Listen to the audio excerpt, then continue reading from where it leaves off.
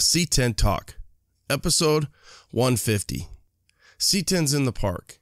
Interviews from the park, Waxahachie, Texas.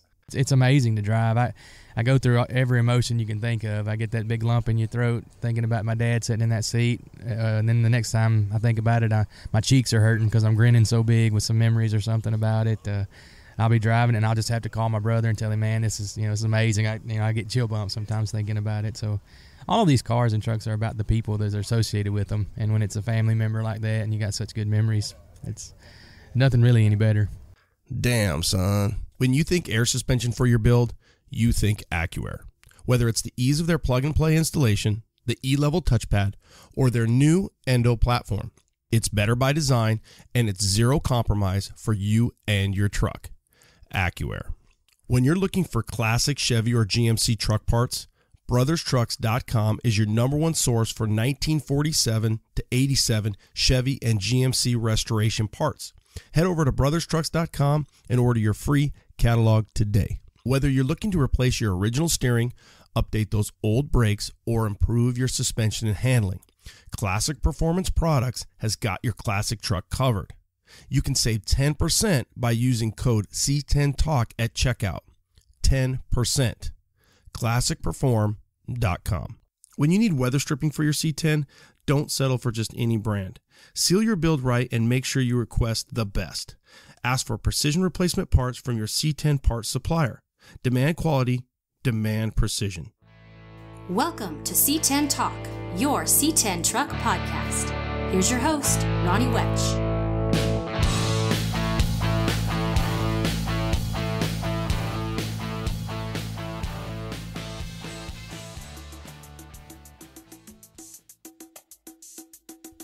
C10 Nation, listen up. What up, what up? Let's get right to it. Episode 150. Interviews from the park. C10's in the park. Waxahachie, Texas. I tell you what, man. If you don't have this on your list, you need to make it. Even if you can't take your truck, you're going to have a good time. Because not only the way that they set it up, the venue, the park, 1,000 trucks, rad-ass killer trucks. I mean, the level of the trucks at this event are just, they're off the chains, man. I mean, I'm telling you, high-end stuff, a lot of builds, a lot of rad people, and a great venue at that. So we head out and we get there. Friday night is also just a parking lot that the Hills Hot Rod guys, they throw a little pre-show on Friday night. That parking lot is jam-packed. It's one of those things where you look at the trucks, I should say, and that are at just a Friday night event, and it's better than some truck shows. So then Friday night's a good time. You kind of get to mingle, you get to meet people, you get to run into people, check up with people, eat some dinner if you want, and then get ready for Saturday. Now, obviously, that party kind of flows over to the hotels, and the hotels are the killer as well because there's a lot of parking, and the setup is great. Friday night, wrap it up. Saturday, get your ass up early. I know for me as a vendor, it's nice because I can go like blowing by the line. But those boys are out there early, 5:30, and they're waiting in line getting those spots. And that line gets really long. And as times, continue here, the fourth, fifth, this is kind of like the fourth one, that line just keeps getting longer. So you got to get out there early. Saturday, the party was great. The weather was, cooperating, which was killer for these guys because I know they were stressed a little bit. I don't think it showed any weather issues on Saturday, but it did pre-show, so they were a little worried about that. But no worries. It worked out great. And then the show was great.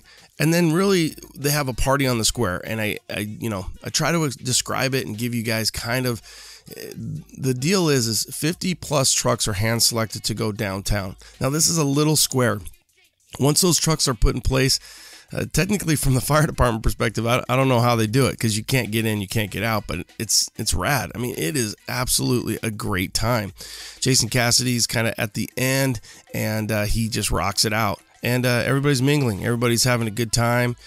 They've got a little beer garden thing that you can go buy some beer, walk around. You're checking out trucks. Some of the trucks you might not have been able to see at the show itself. And you make it to the party on the square brought to you by American Racing. They hand select like 50 plus trucks and kick everybody over to party on the square. So if you haven't had a chance to attend this show, please do. I highly recommend it. It's, again, just a great time with great people and killer rides. That's what it's all about, the C10 community having a good time. So interviews from the park. I did, as I went through, I've got 10 interviews. One of them was Justin Walker. I kept saying Jaywalk68. I'm surprised he didn't correct me, or Chelsea. I didn't want to get in trouble, but it's 68 Jaywalk. So when you go to InstaWiener and you're referencing me continuing to talk about not only this truck that he's got at the park, which I think he ended up naming Rita, Margarita, but that's a 1976, and it's all, green on green. It's a killer. It's so nice. It's a cherry bomb. But that's 68 Jaywalk, so I wanted to get that out. Let's see here. What else do I have? Tons of shows coming up. Let's hit some of those right now. So some things that we're getting ready for. You've got Slam Fest in Florida. That's at Florida State Fairgrounds, October 13th and 14th. So for you East Coast guys, October 13th and 14th. Last Resort, that's in Louisiana. That's October 18th and the 20th. Then we've got the C10 Fall Revival, and that's the North Carolina guys are putting that on. So that's the Fall Revival, and you can check that out. They've got a couple different Instagram. I know C10_Fall Revival is going to be the easiest one to send you over there, and check that out. That's October 26th. October 26th. Let me see if he put where exactly that's going to be. I'm zooming in here. Check them out on Instagram. Let me kick back over. Also, that same weekend, Upstate South Carolina GM Truck Club has their fall picnic, and that's going to be at 100 Cooley Dock Road in Inman, South Carolina. So Upstate GM Truck Club, ironically enough, both North Carolina and South Carolina are doing having their shows the same time, which I was like, dude, you guys got to get together on this. Kind of funny, actually. But it is what it is. So hopefully they pull a ton of good people and a ton of good crowds out there, and good times ahead. On the poster, it doesn't say, oh, here it does, Oakboro, North Carolina. So that's for the C10 Fall Revival, North Carolina. Then we're going to head off to SEMA. So I've got SEMA down. There are a ton of things going. Obviously, C10's continuing to be so popular and prevalent at SEMA. Good times ahead. We've got Kyle. I'm going to head up there today. Metalox, they're putting their truck out. So many trucks. I think Trey 5, I heard, had 4 trucks out. So many of these trucks are, they're getting right there. I know Blake Stoner's got that little fire truck. I am going to try to interview him before SEMA. Usually I'll do like 10 plus interviews before SEMA. I'll tell you what, those guys are jamming, so they probably don't have that much time. It's tough on me. I kill myself trying to get those out. And then I don't know if it's so much content, but when I look at the numbers, they don't do all that well. So what I'll do is I'll just try to hook up with all those SEMA guys and those builders, post, and we could talk about, the build, the truck, and the journey. So I do want to talk to Blake before that interview happens, or before SEMA happens, if he has time. So he'll be on my docket. So another thing at SEMA, thank you to Royal Purple. So Royal Purple has hosted C10 Nation Day, and that's usually on Thursday right around 11 o'clock. So this year we're no longer going to do that with Royal Purple, but we are going to do that with United Pacific. So United Pacific, that's where Johnny and Kyle Metalox, that's where the SEMA truck they're building, 1966 C10, it will be in the United Pacific booth in Central Hall at 11 o'clock. So from 11 to noon on Thursday, come on by. We're going to do some raffle stuff. We're going to do some shirts. And again, it's just kind of a gathering of everybody that's there. SEMA 2019, United Pacific, Central Hall, C10 Nation Day, 11 o'clock. Come by. And really everybody's running around like crazy. So it'll be a good time to kind of just catch up with everybody and support one another. Check out the trucks, check out United Pacific, check out the booth, and hopefully we're close to Royal Purple, because honestly, I'd love to give those guys some shout outs too. Just rad dudes and always behind us, and JP always hooking us up. It's just they weren't going to have a C10 in their booth this year, and I was like, well, if you're not going to have a C10, then I don't know that we really want to have C10 Nation Day there. And they agreed. Of course, they were like, well, we would love to have you guys, but we're not going to have a C10. So we'll head over there and we'll talk to them and we'll see them. But I figured with Johnny and Kyle being in the UP booth. We hit them up and they were on board, and I was pretty stoked to be involved. So UP C10 Nation Day, November 7th, Central Hall, 11 o'clock, and we'll be there. What else we got here? We've got let's hit some reviews. Let's do that real quick. I've been digging on this, so I've been trying to keep track, and you guys, thank you so much for doing the reviews. I always appreciate this. So let's see here. Quality podcast, 5 stars by Casey Joel. Ronnie, love that you always seem to stay on track. Hardly, thanks, dude. Follow through with your interviews, even with some of these people that are your close friends. It allows listeners that don't know people in the C10 community to feel like they know them as well as you do. By the end of the interview, keep it rocking. Thanks for all that you do. Casey Joel, thank you, 5 stars. Quality podcast. I appreciate that, Casey. 5 star, perfect. Thank you. 1976 High Sierra, 5 stars by Ty Crandall.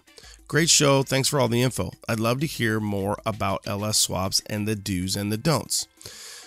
You know what? That's probably a good one to bring back. I should hit up a couple of the fellas and do another one. We did do an LS swap one with Pro Dyno, which was Charles and Jason Bowman. Big Ten Bowman now. It's been probably about 3 years ago. So I think that was episode like 47. So we're at 150, so 47. So probably time to revisit that a little bit. I'm going to do that. Good job. I think that's a good reminder. Let's get, if it's been, almost 3 years, and it's time for another one. So let's hit that up. Good job, Ty Crandall. Thank you so much. 5 star, perfect. Thank you. Awesome podcast, 5 stars by Rusty Parham. Never listened to the podcast before and heard about C10 Talk and decided to give it a try. And I have it on whenever I'm in the shop now. Have listened to some of them twice. Very motivating. Awesome. Thank you, Rusty. Awesome podcast, 5 stars. 5 star, perfect. Thank you. Thank you guys for taking the time to do those reviews. I appreciate it, and keep them coming. If you don't know how to do it, hit me up, Ronnie at C10 Talk, because it isn't the easiest thing, but they help. So share the pod, subscribe to the pod, and if you have time and you can, please give us a review. I appreciate it. SEMA 2019, we got that down. We do need to mention Cody C10. So a few episodes back, I did a C10 Wish, and that was with Cody. Cody's truck is up and running. We've got a few killer vendors to kind of take him home. I've talked to and made contact with the Make-A-Wish contact. She's working on getting that thing painted. And then we're going to work on getting some interior from TMI. John Orrell's on board. He's actually laid some eyes on the truck, talked to Cody, and there's a little relationship there. Cody's brother works with John's son, so I think that's how this thing kind of got revigorated. Vintage Air's on board, TMI, Dakota Digital, and then beforehand, because this has been going on for a while, we want to make sure we give some props, some credit to the boys over at GSI, because they really laid this thing out for Cody, and it's been in the works. AccuAir as well, and Budnick Wheels. So it should be a really killer truck. You can check them out at C10_Wish. Cody, we're continuing to work on your truck and get things going. It's definitely kind of one of those things where SEMA, a lot of the guys that are the doers are going to be busy right now, and one of those things we're applying the parts. So people like to, hey, Vintage Air, we'll give you the parts, but then somebody's got to install it. So that's somewhat of the what's going on there. After SEMA, obviously we've got the Get Down. So the 9th annual Get Down, which hello, good times ahead. Can't wait. At the new venue, which is going to be at the Westgate.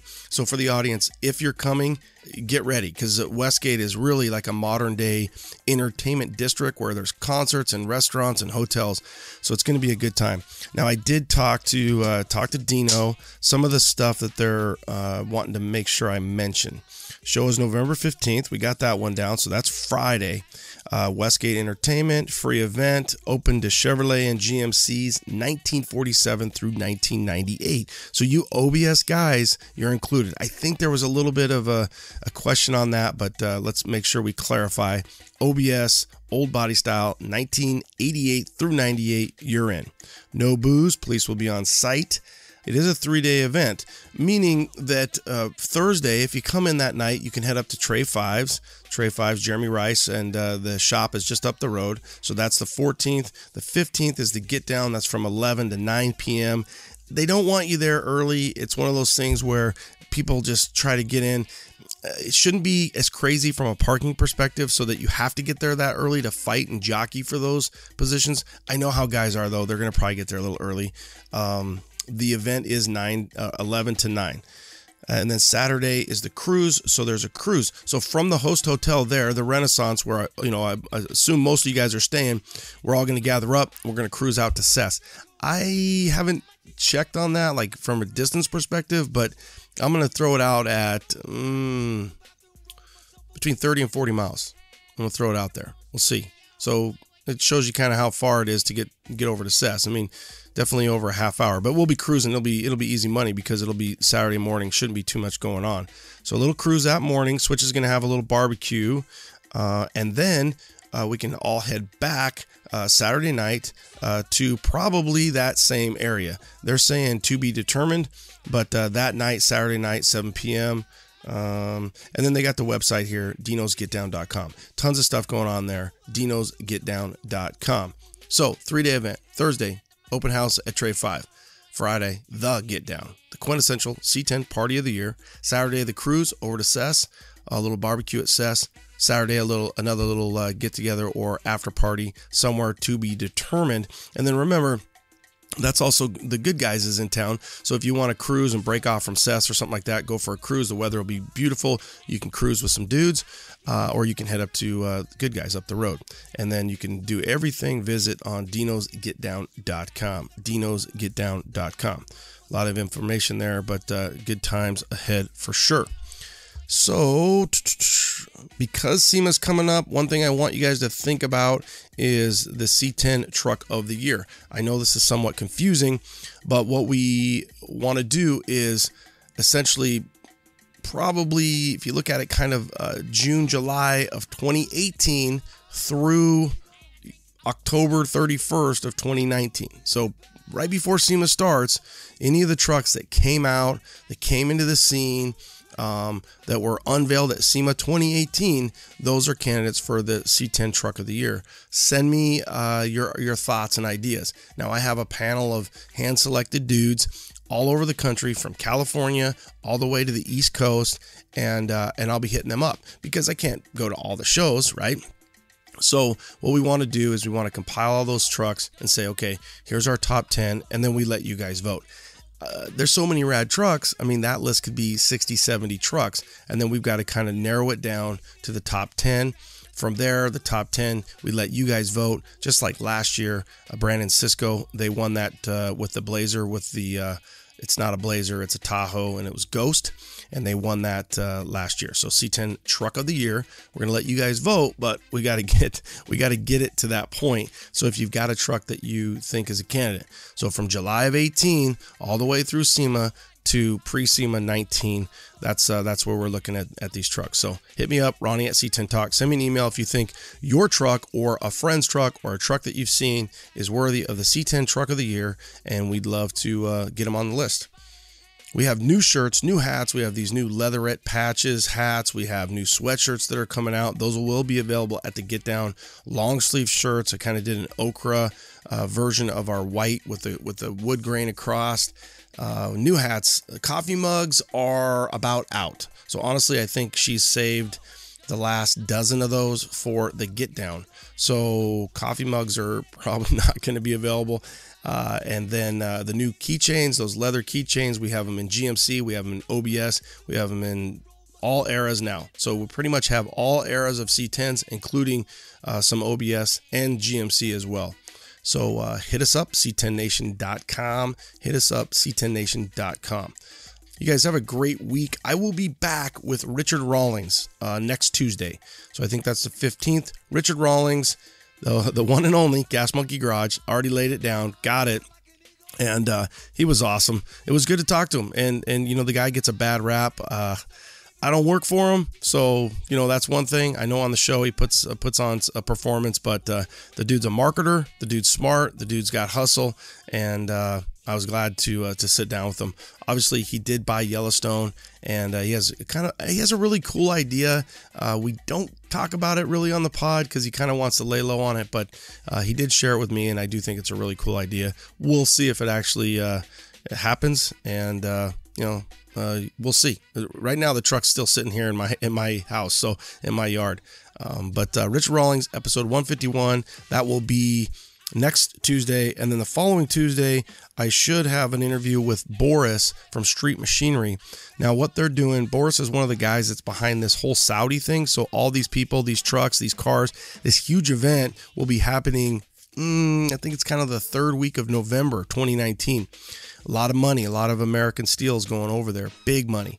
And so Boris is one of the guys behind that. So I thought I'd reach out to Boris. Boris has been a guest on the show. Love Boris.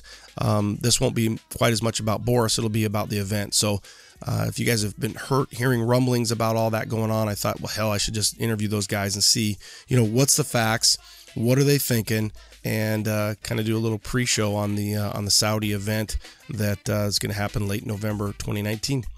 All right, guys, please share the pod. Do what you do. Stay out of trouble. Listen, rate, review. Tell your mama, your brother, your sister, your cousin. I don't care. Head it out there. All right, guys. Late. All right, we're getting ready to start things off. And really, if you want to start off your day at the C10's in the trailer park, all you got to do is say, C10 Club Mississippi. Woo! That's the way to start it. All right. Let's do it. You guys, Tone Loc? Yeah. Let's do it. Hey, there you go. Do your best. Let's do it. Let's do it. Let's do it. Probably not that good. That's pretty good. That's pretty good. Okay, so we're starting things off. C10's in the trailer park, 2019, Waxahachie, Texas. C10's in the park. If I say C10's in the trailer park, Terry gets mad. He's the mayor of C10ville, and I got to keep me on the straight and narrow. So I was going live on the C10 Nation, and I walked by these trucks, and first there's a square, and I'm like, well, damn, look at that. And I went real close. I'm like, he's got this cool, insignia door lettering on there. And then I saw a 60 to 66, and then I'm like, well, that's weird. There's another one on that truck. And then I see a 67 small back window, and I'm like, well, hell, there's another one on that one. So pretty crazy. The cool thing about it is, let's see here. They all have got personalized plates, and they all say Ontario. So what's your first name? What's your Instagram? And then let's talk about these trucks. My name is Jordan, and we're actually from JH Restorations. So Instagram is JH_Restorations, and my personal is Longhorn 2LSS. First name again? Jordan. Jordan, and you're from Ontario, Canada. How far did you come? It's 1,200 miles, so directly across from Detroit. So spitting distance to Detroit. Did you drive these, trailer them? How'd you get here? We drive them all the way, man. For sure. For real. Yep. Yeah. Myself and my brother drove them 1,200 miles, and my dad and my other brother actually did a trip down here, Route 66. Took 4 days, got here. So all four of us came down, but 2 and 2. So literally, you guys, one guy went a little bit out of the way, but you drive these old trucks, these old metal trucks. How is fuel based upon or in comparison to Canada? Fuel down here it's a lot cheaper, actually. I mean, you guys are going in gallons, we're in liters. We're paying probably twice as much as what you guys pay. So, but the trucks are pretty good on gas. They're all been some kind of swap. They're upgraded, all fuel injected, so they're pretty good. I mean, this is pretty rad. You guys drove, let's just call it a cool 1,200, maybe an average of 1,500 when you factor in your dad and your other brother, Daryl. Yep. You guys drive these trucks. This looks like a 77, 78, okay. 78, yep. GMC, looking at the grill. And then we've got a 65 stepper, 67 long bed. So we've got all eras. And then we've got another 64, okay, long bed, custom trim, beautiful blue. Are these all Canadian trucks? No, actually, the 65 and the 64 were both actually out of Texas originally, so they're making trips home and visiting family. We actually have family down here, so that's one of the reasons we have down here, and literally 5 minutes up the road from this park, so we figured why not make a trip out of it. So little family reunion. Now, do you talk to family when you guys are scoping out trucks? Do you get on Craigslist and different social media sites and then say, hey, I found this truck, call one of the cousins down here in Texas and swoop it up? Or how does that work for a Canadian guy out of Ontario? Yeah, we try and do that. We try and scoop up a couple of the trucks down here. Actually, the white 64 was actually my great-grandfather's truck, so everyone in the family kind of has an eye for those trucks, so they see them and they give us a shout and say, hey, look, we saw this, and we try and scoop up what we can. But you never know. Well, would you say your specialty is C10 trucks or Chevy trucks? No, our specialty is actually muscle cars and hot rods. We've had a couple cars go to SEMA in the last couple of years, and this is just our personal thing. And we're trying to expand into that and get these guys to realize you can build up these old trucks and don't have to spend the crazy money to build full-on hot rods. How's the scene up there when you talk about some of the SEMA builds, custom, hot rods and muscle cars in Ontario? What's the scene like? Yeah, there's a lot of guys out there that have old cars. I mean, we're not as advanced as some of the guys down here with their pro touring machines and that, but we're trying to push the envelope for where we're at and expand and bring all that stuff to these guys. So these look like they've all been LS swapped. We've got in the 64, you got a first gen 5.3 Vortec. Yep. You've got this is a 6. 2014 Silverado motor. It's an LV3 direct injected motor. Okay. Yeah, so this thing's great on gas. Got down here, I probably could have made it from Detroit to Memphis on one tank of gas. What? Yeah, one tank of gas. I mean, it's a big tank, but I could have made it from Detroit to Memphis on one tank. So you're running like a 40 gallon back there? It's about when I stopped and I filled up, it was 26 gallons is what that tank has got. You've got a rear tank, spare tire tank? Yeah, we built the tank. We do everything in-house, basically. So we built the tank for these 3 trucks here, and it's all got QA1 suspension, and they're all updated pretty good. Well, they definitely look rad. Now, so you got to remember, for the audience, there's 4 trucks here. I'm walking around. We've got an inline 6. I don't know if it's a 292. I'm going to say is it 292? 292 with an Ingles 4-stack injection. So we basically took a small block Chevy Ingles 8-stack and we chopped up a Offenhauser intake manifold and we built our own custom intake for it. So this one's pretty good. It gets up and goes. They've all got overdrive transmissions in them. What kind of tranny's got in it? This one's got a 4L60 in it. Okay. How do you work that? Do you have going from a computer to a mechanical motor, do you have a different module for that? Yeah, there's a TCI transmission controller in this one that reads off the throttle position sensor. So what kind of, does this have power steering? I know on these, yep, he's got power steering. So on these inlines, a lot of times there's an aftermarket guy that I think on eBay or something, you can get a power steering bracket for these inlines. Otherwise, you're getting some muscle shoulder workout. So he's got a 292. He's got AC. He's got power steering, and he's got amazing fuel mileage. So a little bit of everything on a 292, pretty rad. And then I'll tell you what, I don't know, man. I mean, this might be my favorite. It's a baby blue and white 78 GMC Sierra heavy half with another LS in there. Tell us about this one. This truck actually was on eBay about a year ago now. We made the guy an offer that he was happy with. We picked this thing up for about 10 grand, and it came out of Washington State, so we shipped it back to Detroit where our warehouse is, and we've just kind of been plucking away at it. It's got the LS out of a 2012 Silverado, aluminum 5.3 with an Edelbrock throttle body on it, and this thing is fantastic. Same deal, 4L60 transmission controller with an HGM controller on it, so it all works awesome. Well, I tell you what, man, you guys are representing Canada. You came all the way down. What would you say when you get here, what you perceived would be the show, and now what you see this morning rolling in, and what's your thoughts on the C10 community and this show? I assume this is your first time at this show? Yeah, this is the first time at this show, but honestly, I've been following it for the last couple of years, and I knew it was going to be pretty big. Again, we had the family down here, so we told them to scope it out last year. They came by and just wandered to park, and they said it was a great show, and this has been in the works since at least December. Once tickets went on sale, we tried to get in, and they were actually sold out by the time we actually got tickets. So we contacted the promoter, and he got us in, and they actually expanded the show, and after we signed up, so it's great. This is exactly what we were expecting, so I'm glad we did it. It's that import tax. We they limited it to $8.50, but once they saw that Canadian, the delay, it's the time zone, and then the import tariff. That's Trump's fault. Yeah, that's right. Yeah, everything import. I mean, we're 40% higher on everything already, so why not, eh? Well, that's one thing that I've talked to a few Canadians over the years, from Kevin Stickle and R.A. Brad, and I have nothing but respect, because you guys are trying to get our parts, let's just assume aftermarket, and you got to pay more money, and it takes a lot longer. Things that here in the States we don't have to deal with near as much. Right.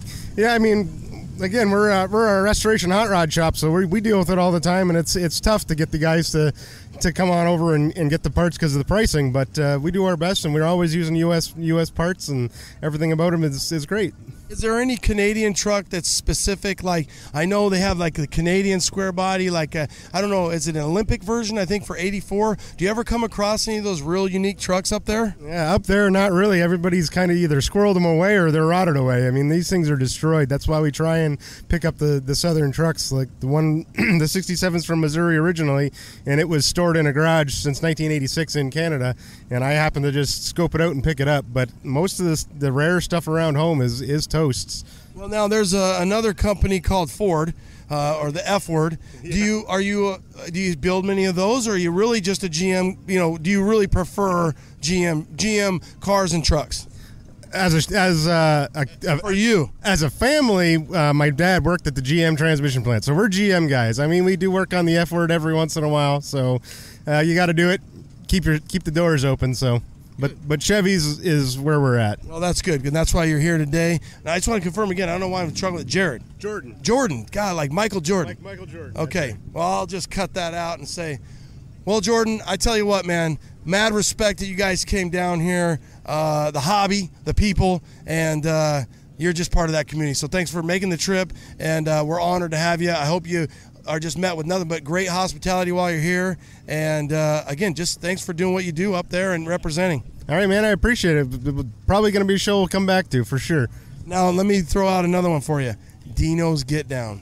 Dino's Get Down. If you can't make it in 2019, get your ass there for 2020. 10-year anniversary, and it's going to be off the charts, buddy. That's beautiful. I mean, we've got another 67 in the works that's slammed to the ground with a new LT1 motor in it, so we'll see if we can't get that rolling and ready to go. You got 14 months.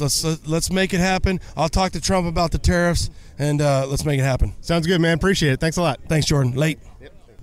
All right. Sometimes you get a little history. You know, we in a sea of C10's and rad trucks and slam trucks and jacked up trucks and highly modified trucks. Every now and then you'll find an OG classic that's just unmolested, untouched, from the grill to, you know, the hood, the color, the paint, the wheels. This is one beautiful 73, 74 Shorty, blue on blue, got the trim. I got Jared Jackson out of Forney, Texas, east of Dallas. I asked him, hey, what's your Instagram? He said, don't got it. He said he might have a little Facebook, but I think there's some significance to this truck. Jared, tell us a little bit about your truck. Yeah, sure. So it's a 73. It's all original 454 short wide truck, the original transmission and all. My dad, I remember him going and getting it probably in the early 80s. Drove from where we lived in East Texas, drove out to Dallas, he and my uncle, and I remember him getting back kind of in the middle of the night with it. And all of us, you know, were 5-6 years old maybe, and we had to get up, wake up, and go look at it, you know, and we've had it ever since. So, you know, he carried a rural mail route in it, so we know it's got 300,000 miles on it. Maybe it's even turned over a fourth time. So we put lots of miles on it, but he was an auto mechanic, so that's what we did, self-employed in a little small town. So we kept, you know, took care of it, kept it original.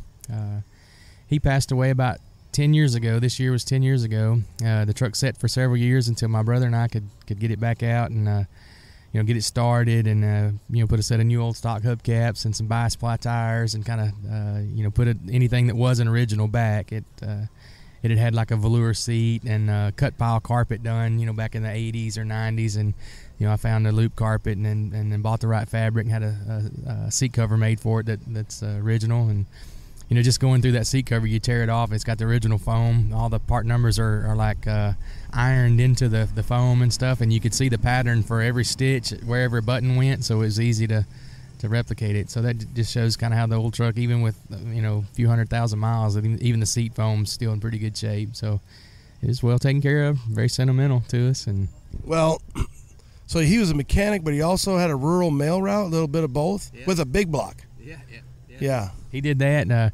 In one of the pouches on the door panels over here, there's some handwriting on a receipt where he was keeping up with his gas mileage, and he would get about 11 miles a gallon with it.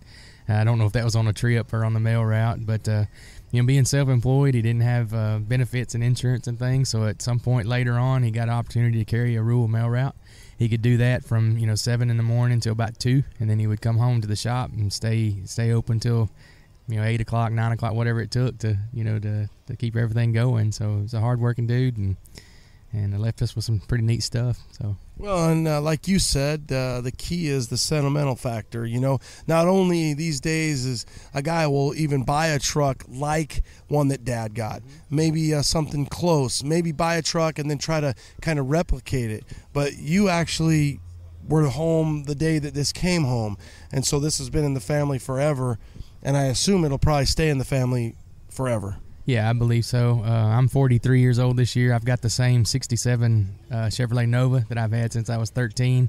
I've got a 66 Malibu that Dad had for years. And then just recently I obtained a 69 Chevelle that my uncle bought in 74, so before I was born. So I got, we've hung on to those things, and they're sentimental. I imagine all of them will stay in the family. So. Did you say 66 Chevelle? We do have some 66 Chevelles. Yeah, one of them's the one that I've got that was Dad's is a 66 Malibu, 327 4-speed car, and it's kind of like this, all original interior. The interior's never been done, but it's been painted, and it's a nice little car. It's not a high-end show car, but a good driver, and it it's a nice-looking little car. So. Did you say 66? We need to talk.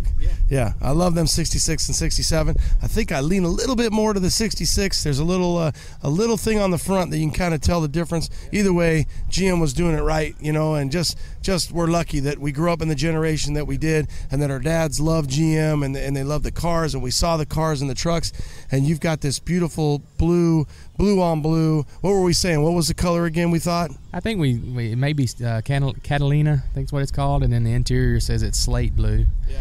And, now, do you have a name for this thing? Not really. It's there's all kinds of stories. It's got an NHRA sticker on the back because we put a spool and low gears, and it still has a pretty high stall converter, and drag raced it in high school. I drove it to high school. My younger brother drove it through high school. Some of the time in college. So it's got lots of stories, but we haven't named it, I don't guess. Yeah, it almost doesn't need to. It almost just could be Dad's truck. You know what I mean? Now, what was Dad's name? His name was Jerry. Yeah, Jerry Jackson. Well, Jerry left you with a real nice rig.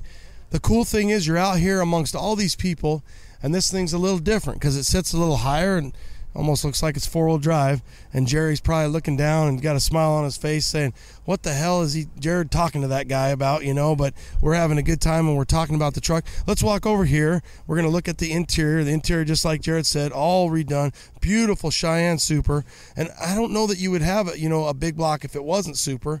Now, do you think your dad, so he's the second owner, or do you think because if you're thinking the 80s, he must have bought it off somebody? Yeah, he bought it from someone. He's at least second. I really don't know the history prior to that. I just remembering back, I'm thinking I was probably 5 or 6 when he brought it home, which would have put it 81 or 82, somewhere like that. The cool thing is and I highly encourage you to do this, and my buddy Sam Castronova, they've got this down to a science, but less is more.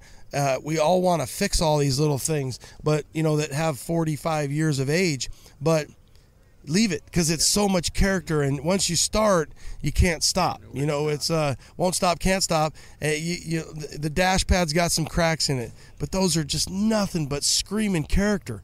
And Jerry's truck has character, and it has imperfections, just like you, Jared. Not like me, I'm perfect, but my wife lets me know I'm not. But a lot of really cool things here. Man, the OG trim is just in great shape. Got a cool little rear stepper, and tailgate straight as an arrow. So beautiful truck. Your kids like to drive it or drive in it with you? Yeah, they like to ride in it with us. I've got 3. My little boy wanted to come to this show because when he rides in this, he gets to ride in the front. So the rest of the time he has to ride in the back somewhere, so he likes to come in the truck. So what happens if you and your brother, I don't know how many other siblings you have, but what happens, like, well, I want the truck today. Well, I want the truck today. Is it just you got to check it out like a book? Yeah, well, we get along pretty well. We're a couple hours away from each other. He lives down in College Station, so we have to make a trip, but we've done that. We exchanged this truck in the middle of the night one night in a pretty horrific rainstorm, so I could get it up to another show here in Dallas, probably getting close to a year ago now, or several months ago. So we do, and like I said, we've got the other cars that he's got a nice 66 Super Sport Chevelle that was Dad's down there, and then I've got the yellow Malibu. So we just share them, just flip them back and forth between each other. So who keeps this? Do you keep this right now? I've got this one right now. My brother, when we pulled it out, he took care of the kind of the mechanical stuff, got the brakes and all back going, found some GM replica hoses and put the right clamps and things on. He put a new fuel tank on it because the other one had set up and gotten pretty bad. He powder coated the wheels, and we bought the bi-sply tires and found the NOS hubcaps. And then when I got it, I kind of focused on putting the stuff that we had done back in the 90s, and we had done it incorrect because you really couldn't find the perforated vinyl headliner, or you couldn't find the original cloth for the seat, or even when you just bought a carpet for it, it was so easy to find a cut pile because that's what all the rest of them had, and we bought the loop carpet for it. So all that was just dated and was incorrect, so that's why we went ahead and changed those things. So we've both done a little to it. I'm going to get factory solid back glass back in it because the old slider that he had put in it's in rough shape. The latch is broken and stuff, and really not much else we really plan to do other than keep it maintained and drive it. It's amazing to drive. I go through every emotion you can think of. I get that big lump in your throat thinking about my dad sitting in that seat, and then the next time I think about it, my cheeks are hurting because I'm grinning so big with some memories or something about it. I'll be driving and I'll just have to call my brother and tell him, man, this is amazing. I get chill bumps sometimes thinking about it. So all of these cars and trucks are about the people that are associated with them. And when it's a family member like that and you got such good memories, it's nothing really any better. Yeah, that's really what it's all about. You just made my day hearing that. It's about being in the truck and thinking about Dad. I always tell people, you were sitting over there, Jared, and now your son and old GM, they knew, man. They put that Cheyenne Super right in your face, and you're just sitting there looking at that thing. And I remember as a kid riding around with my dad, and as a man now and as a young man, you just look back and you're just so thankful that you had that opportunity. So, Jared, I'm glad that you took time for the C10 Nation and C10 Talk today, and we're honored that you did. We're honored that you've kept this truck alive, and it's really what it's all about. The trucks are cool, but the people are cooler, and the stories are just deep. Yeah, well, no, pleasure's all mine. I appreciate it. Jared Jackson and Mr. Jerry Jackson's truck and Jerry's blue truck. It's a beautiful Cheyenne Super 10 73. What a beaut. Thanks again, Jared. Yes, sir. Thank you. Damn, son. How about an old set of Coys? Starting it off. And I say old set of Coys because the Coys are, the Coys are one of those wheels that were, they were right. They were it. They were torque thrust and Coys. So I've got Pete Oliva. Yes. Okay, and where are you out of? I'm out of Dallas, Texas. Okay, Dallas, Texas. Got a black, white, black, two-tone, 71, 72? 72 Super Cheyenne. Buckets. Yeah, man, God, he's got a little bit of everything, man. So tell us about this truck. How'd you get it? What's the story? So I bought this truck about 6 months ago. I bought it from an older gentleman that does a big collection. He's out of Quinlan, Texas. One of my good friends, Brian from Van Steen's Paint, gave me the lead on it. Oh, I know Brian. Yeah, it's the engine is a 6.2 LS with the 4080 4-air ride suspension that Brian Van Steen did on it. Custom audio system with bucket seats, 2.8s in the back, mids highs, all Bluetooth. And also I got the staggered 18s with 20x10, the famous C5 chrome billet wheels. The goal is to change it up maybe within 6 weeks, do some custom 22 staggered intro or maybe billet specialty.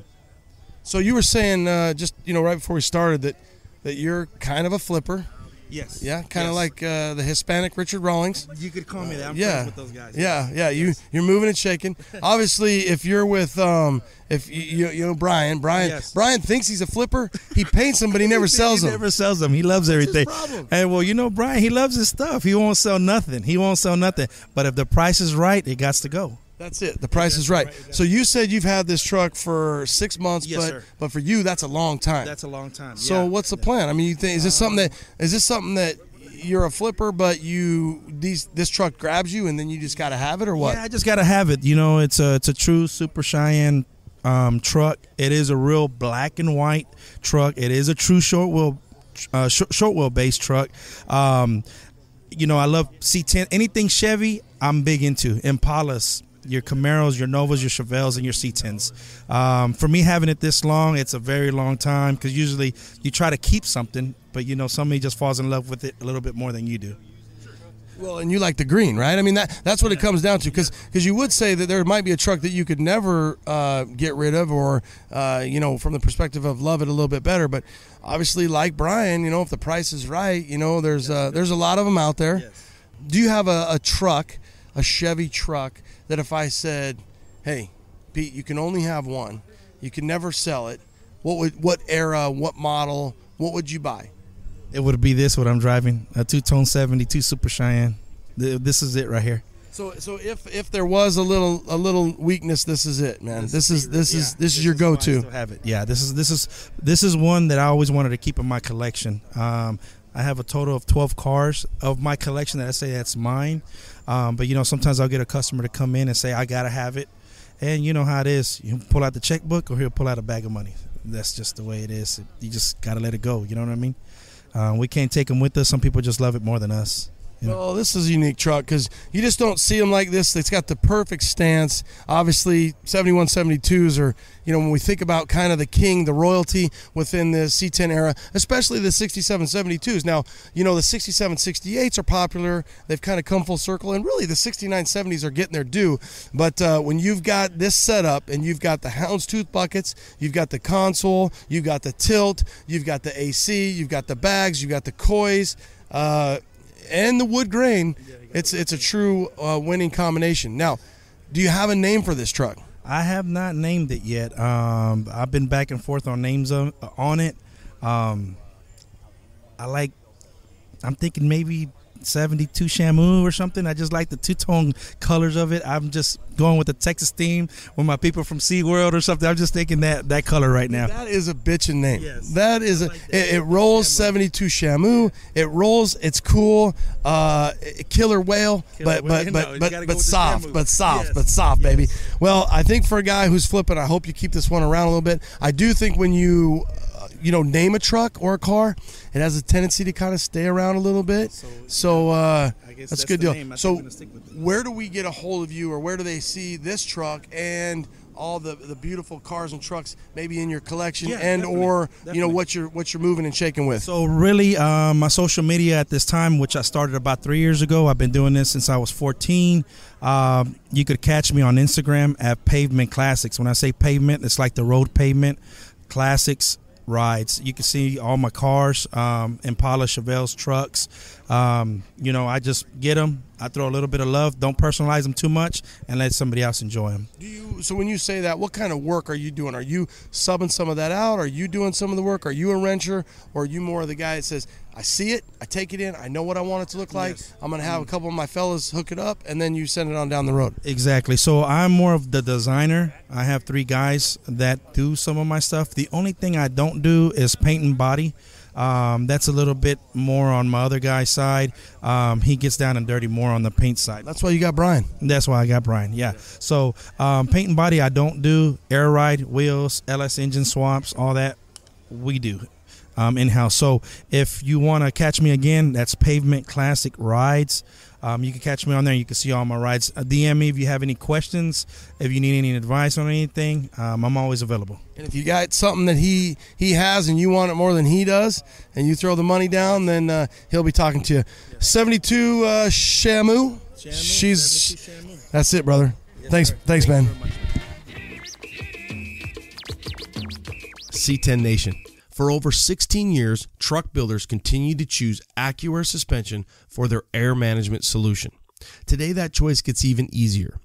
Endo CVT by AccuAir. CVT. Compressor, valve, tank. Takes all of the components that previously needed to be pieced together and integrates them into an all-in-one, easy-to-install unit. That means an internal compressor with a built-in air dryer, smart sensors to keep everything running smooth, valves in the tank caps, and a plug-and-play harness. The best part? Silent. Library silent. No more buzzing compressors. Finally. Are you ready to choose the latest and greatest in air management? See it and try to hear it for yourself by heading to endo.accuair.com. That's endo, ENDO.accuair.com. PRP.com. Hey guys, I use precision replacement parts on my builds because I demand quality and I demand precision. If you want the best weather stripping, demand precision. PRP.com. It's that easy. PRP.com. Seriously, check this out. OEM designed parts. It's easy to install, and you have a lifetime warranty. Everything from windshield seals, rear window seals, door seals, roof rail seals, vent window seals, beltline molding, glass run channels, trunk seals, hood decal. You need it, they've got it. They also have their vent window refurbishing program. You send in your wing windows, and they send them back, and they're completely rebuilt, disassembled, sandblasted, painted, and they replace and install new weather stripping, new glass, and handles.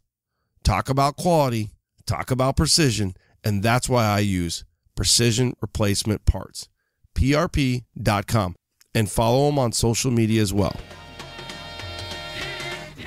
Boy, oh boy, I tell you what, man, if they ever came out with a magazine, which is almost unfortunate that they don't, but if they had a magazine, or if they put a section of a truck, you know, a page, a segment where you had some of these OG classics, trucks that are, you know, OEM with NOS parts, this guy and his builds, Todd Crawford, 1972 Fleet on Instagram. Now, let me rewind a little bit here.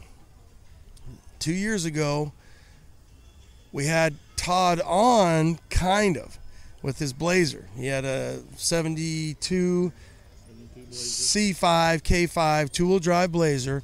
It gets tons and tons of likes because it's so clean and so classic. Then Todd and Cody, they got the Bourbon out. So this was here last year. You know where I remember seeing this was at the C10 Nationals. I remember shooting this in the parking lot at the hotel under the lights, and it's got that medium olive, big boy Suburban. You know, it's a K10, if you will. But really, what you guys do is just all so, I guess when you're cool, it never goes out of style, and that's your style. Now, today, we've got 72 Shorty, blue on blue. It's trim truck, super, and it's just loaded. So I'll go through it. But Todd Crawford, 72 Fleet. Todd, again, he's got his spokesman with him, Wiley, but we've been giving him a hard time. So we're gonna put him on. Vinyl today. I don't know that I'm going to really ask you much about these trucks. I'm going to ask you about what you do with these trucks, kind of your history, Todd. First and foremost, I know you're not a big talker. Thank you for taking the time, and thank you for being on the show. No problem. So, explain to me and the audience your passion for really the 67 to 72 era of GM truck, SUVs, Blazers, and what you guys do. Especially, you know, you and Cody. We've just been gathering these up. I've got pictures of Cody's with this truck here that we're talking about today, this little blue on blue. He was just barely able to set over the rear tire when we brought it home, just with the frame. And he started, I mean, he loves it. And he keeps, oh, Dad, keep pushing me through. So it's just a lot of fun to work with my son all the time. I can't say enough about him. Just to kind of put you in perspective, it's, sorry to cut you off, Todd. It's really, now Cody is not 18. You know, he's a grown man. So these trucks and this lineage has been going on for 20, 25 years for you guys. Yes, this truck here, we've taken 17 years to build this truck. This truck's been built about 12 years completed. The paint on the truck now is probably 20 years old. A good friend of mine painted it. We just don't get it out very much. Keep it covered in the garage. Truck don't go to maybe 1 or 2 shows a year. Don't usually get it out hardly at all. First time it's ever been here, it's been to Dallas once. Other than that, it's as far as it's been away from home. You're one of those guys where I think you make the meticulous builder not so meticulous. You guys go through, again, you've got this ability to take OEM parts that you must just have a lot of parts stored. You knew it was the era. It's your era. And you guys you really go to a whole nother level. Do you ever sell any of these? I've never sold one yet. I'm not going to say that wouldn't happen. Hope to leave all this to my son when I'm gone. How many times do you get offered or approached about selling one of your, done restored vehicles? I've been hit up 3 times today at this show on this Suburban. I've got a standing offer on the blue truck. I can't say enough. I really don't want to sell any of them. I love them. I really do. I've got an excellent wife. She supports me. It's just a lot of fun. My wife knows where I'm at. I'm out in the shop all the time. It's just a good place to be, at home in the shop. Now, do you do this restoration full-time, or do you have another job and then you do this as a full-time fun hobby passion? It's always just been a hobby and a passion, a big passion for a long time. I have started doing a little bit of work for other people, in the process of doing one for a good friend of mine. He brought up a while ago, Wiley. I've just got through doing a frame for him, and he's going to have one to show off one of these days, I hope soon. Good. And I know that you and Ben Dollar, he's got a few really classic trucks that he's had across the line. That's really kind of how we met you guys. I remember a few years back here at the C10's in the park, you got this loud, obnoxious guy coming up, and you guys are like, oh boy, what's going on? And next thing you know, every time I see you, you put a smile on my face. And then really, the builds that you guys have, and Breck and Ben and you and Cody, and really even this trip, it was kind of ironic. I was like out of place a little bit because I said, well, where's Wiley? Usually he's kind of one of the crowd with you guys. You guys build amazing rigs. What would you say, Todd, from a father figure and advice to these guys that are coming up, the young guys? They might not be able to find OEM parts. They might not be able to find that jewel, that diamond in the rough. How do they get into this hobby? Hey, don't give up. There's good suppliers out there. You got Brothers, LMC Truck. There's tons of them. And just keep up. Just go with it. Don't give up on the truck. Don't sell it because you get in a bind. Just get something else to drive, put it to the side, come back to it later. Because you will come back to it, I promise. It's in us. It's in all of us. It is. That's a great statement. And really, one of the cool things, and I'm just going to put wrap it up with this, because, again, I know this isn't something that you love to do, but you're doing a great job. For you guys listening, my thoughts and advice, and then I'm going to turn it over to Todd, is you got to get them on the road. You got to get behind the wheel. Get to that point. I'll tell you right now, right behind us, I'm looking at a long box 82. I tell you what, I'd pass this thing a million times over. And that's no disrespect to the owner of this truck.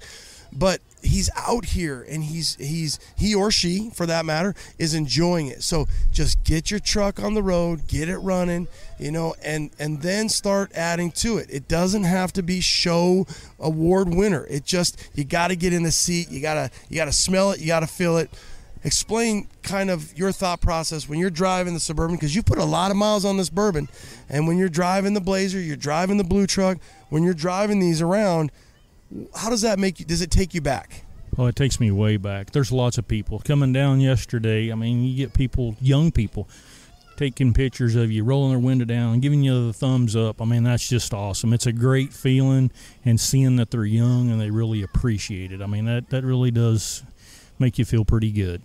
And I'll tell you, there's some long nights in the shop. You're going to get some cuts and some bruises, and you're going to cuss, and you're going to be like, well, why the hell am I even doing this? Because Todd told me to do it, because Ronnie told me to do it. You know what you're going to do it? Because when you get your truck out there and you get the thumbs up and you get the, hell yeah, that's rad, cool truck, dude, and you get that, that's worth all those nights and all those bumps and all those bruises and trials and tribulations, and the fruits of your labor when you're out here and you're amongst the crowd and the thousands of C10's, and people are coming up to you and saying, hey, I really like your truck, good job, or keep on it, and you're networking, you're meeting these people. It's what the community is all about. The trucks are cool, but the people like Todd are cooler. Yep. And just make sure when you go to shows, go up and talk to people. This show here is my favorite show because people come up and talk. Everybody talks. Go talk to them. You got a question, go talk to them. I promise you they'll give you an answer.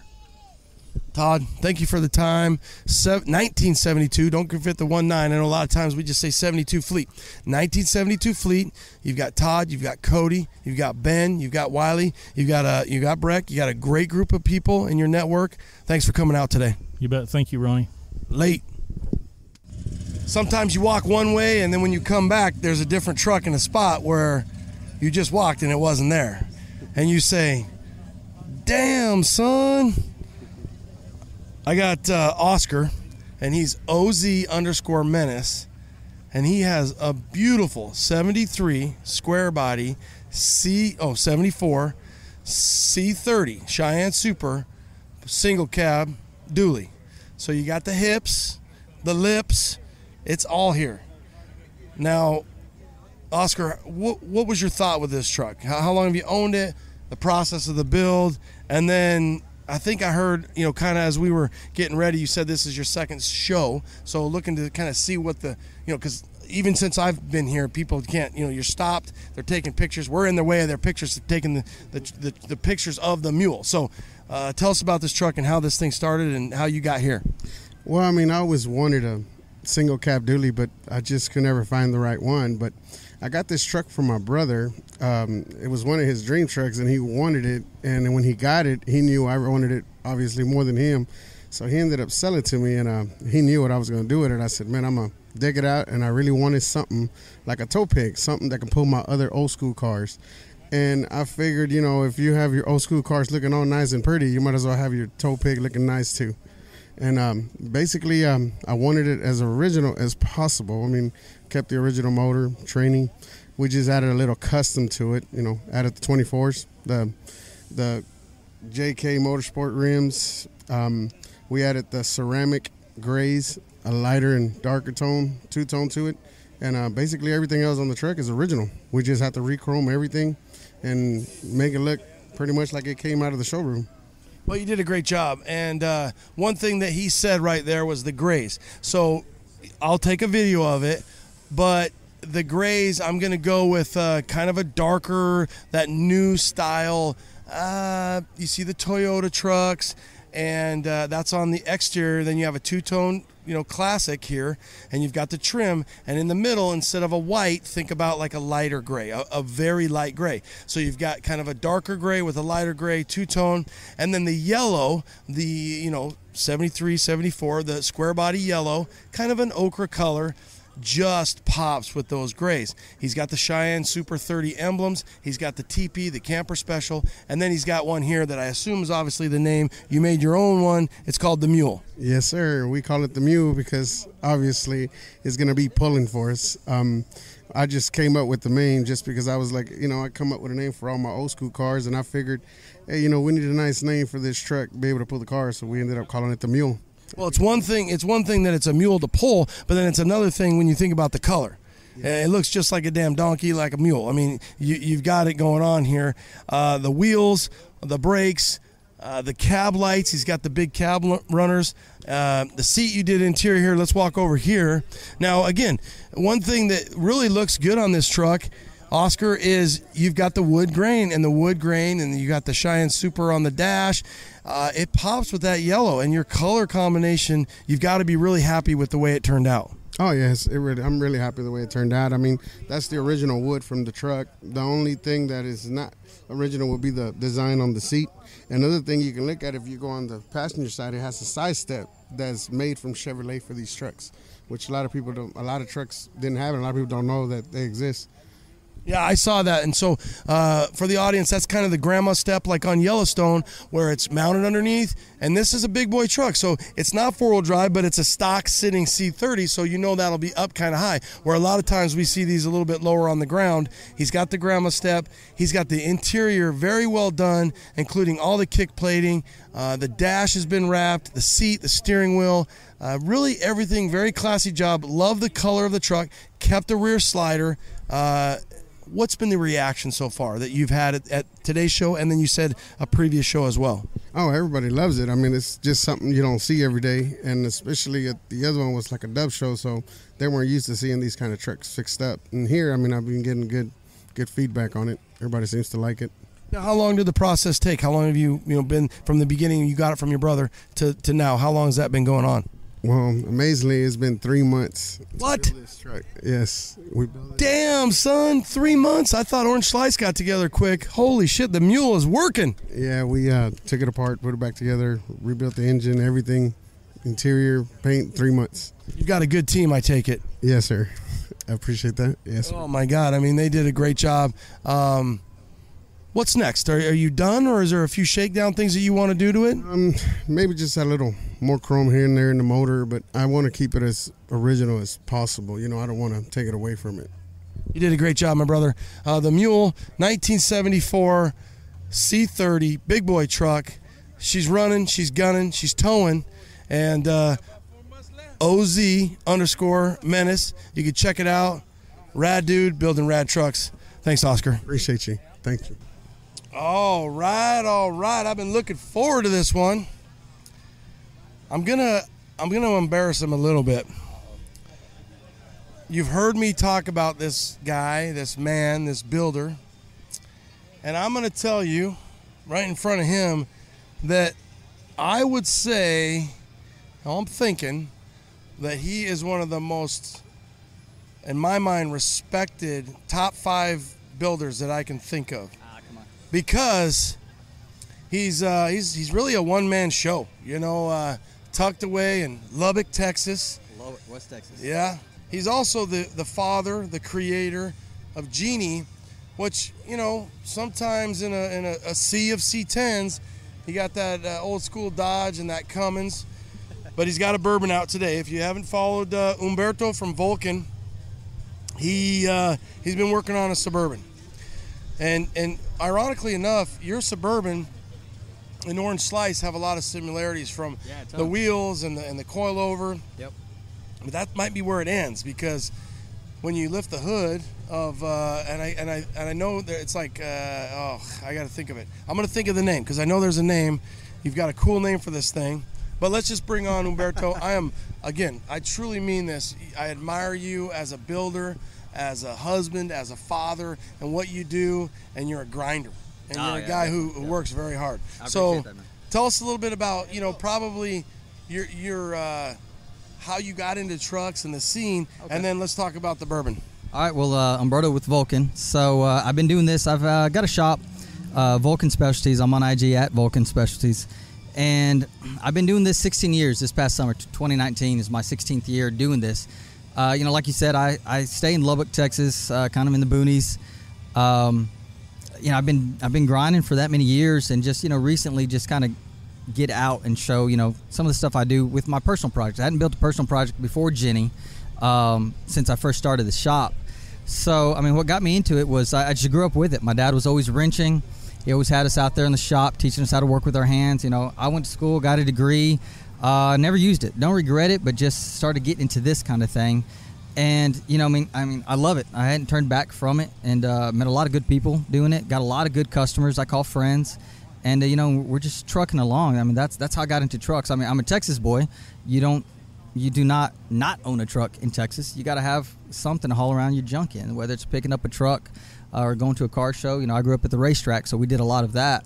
You got to have something to haul. My old man always told me, if you can't haul with that, then what is it? It's a car, So I always try to overbuild what I do. This Suburban I got, it's a 78 C10 Suburban. We call her Goldilocks. And, it's built with the same mentality as, anything else I build. It's a little overbuilt so I can use it for everything. Suburban to haul my family. It'll have, the whole trailer and package with the overload airbags to haul a load for the car show or running parts. But this one's set up, top to bottom. We can start anywhere you want. You tell me.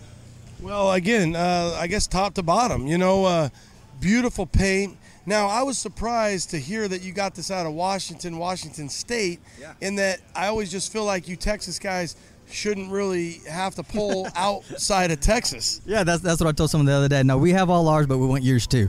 So I spotted, my buddy Steven spotted this one for me online and sent it to me because I was looking for, I wasn't real specific. I just wanted something different. I don't want to blend in too much. So when I said I want to build a C10, it's a real dangerous spot for me because I like to stick out a little bit. So I wanted something a little off. So this color here seemed to be something you'd find, in your state, in Arizona and heading west. So when Steven sent me this, he said, "Hey man, I found you one." I saw the color combo of it, and I was like, "Man, that's perfect. I already got the name for it." Our good buddy Joey G's got red box, and I thought, well, this got to be more of a box than his. And I was thinking of, Goldilocks, the story. And I'd been going through a few burbs. You know, I was looking at some local, looking at some, you know, in Texas and all over the internet. And, you know, this one was too much. This one was too fake. This one was just right. So, I mean, Goldie Box just fit. And, you know, the project started from there. The color of Goldie Box really left me thinking like 70s vibe, you know, with the colors it's got in it, the tan interior, the gold and tan on the exterior, got me thinking like vintage drag racing. And if you're inside my head, that makes sense. Otherwise, it probably doesn't. So what I did is I kind of went with I don't want to call it a theme, but I went with something in my head that I thought would be reminiscent of vintage drag racing. You know, the colors mixed with it.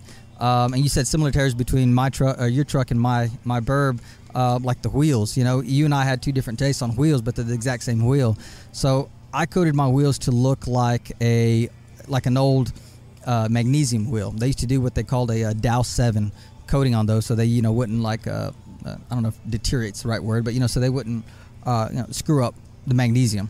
So it gave it kind of a dark bronze color. So that's what I was looking at. Again, just kind of leaning to that 70s like drag race kind of vibe. And this is Suburban. It's a 78 Suburban. It's not meant to be a drag race, but it's in me. It's just a style I like. So I wanted to get the hot rod rake. You know, I wanted the right looking wheels on it. The color lent to that style already.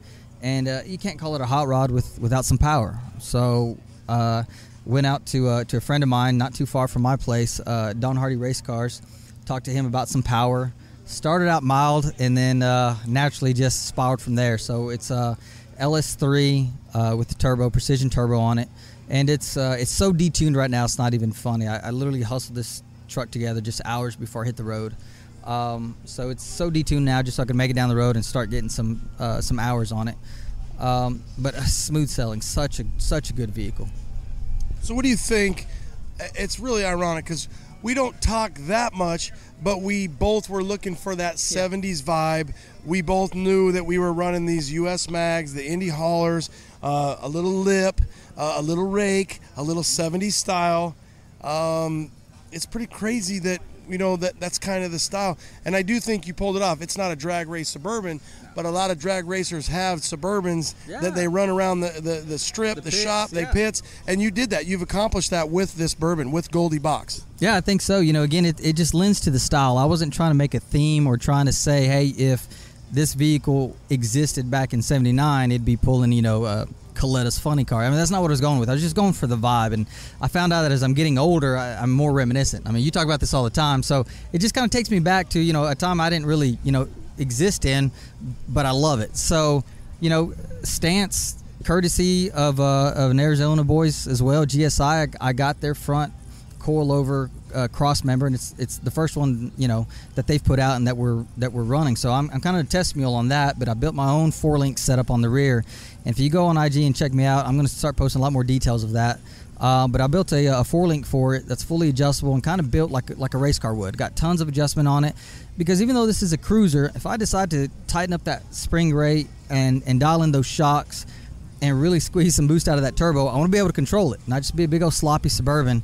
And with that 4-link, I think it'd be just the funniest thing to maybe pull up to a modern vehicle and just embarrass them with this big ass heavy Suburban with my kids packed in the back, but be able to handle it and control it. You know, that's why I say overbuilt. It's some people say overbuilt. I think it's supposed to be built that way. You know what I mean? I want to be able to move things, control things, be able to cruise down the road or adjust it to even go on a racetrack if I want to in a 1978 Suburban. So that's where I tend to go. You know, form doesn't you know, follow function. You know, I got to let it work, and it's got to be that way.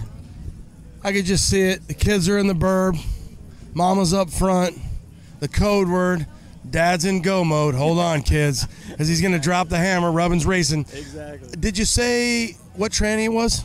It's a TCI 4L60E. It's built up to handle up to I believe it's 800 horsepower. Okay. So it's nice and stout. It'll handle what it's got. Like I said, I don't have a lot of time on it, so details to come, but it's going to be able to handle what it's got. Make sure you guys follow his IG. I've been noticing a lot of videos. He's a passionate builder at heart and loves to share the information. His style is very detailed. He does overbuild. But that's why he builds really rad shit, and that's why people show up and look at what you do and admire what you do. And I feel like when you set the precedents like Jeannie, like Goldie Box, then you better not be underbuilding anything, brother. Yeah, that's a dangerous place to be. I think sometimes you feel like, well, I built this one vehicle that's been noticed. The next one's got to top that one. It's the opposite in my head. I got some advice from a buddy of mine, Dave Engel. He told me that someone gave him some advice, and they said, these pro builders, they don't go out there trying to build the next one better than the last. He says a smart builder knows you only have so many ground-breaking builds in your hat. They'll come. Just do you. Build you. When it comes, it comes. When it hits, it hits. Like my truck you're talking about, Jenny, I think it's ahead of its time. It's not hitting everybody. I don't think a lot of people get it. It's a certain style, it's a certain vibe, but it's a Dodge. It's a D350. I mean, it lends to a lot of the modern style, but it's also a hot rod too. And I don't think people understand that yet. I've told people my biggest compliment will be 10 years down the road when someone says, hey, do you remember this vehicle Vulcan bit? Yeah, he was ahead. Like, I'll wait 10 years, 15 years for that compliment. And I think that's why. 100%. And ironically enough, it was supposed to go to SEMA, I think about 3 years ago. It didn't go. And it's one of those trucks that when you see it in person and you look at it and you look at the detail, people usually say, damn, son. And I'm telling you, that's how that build is. That's how this build is.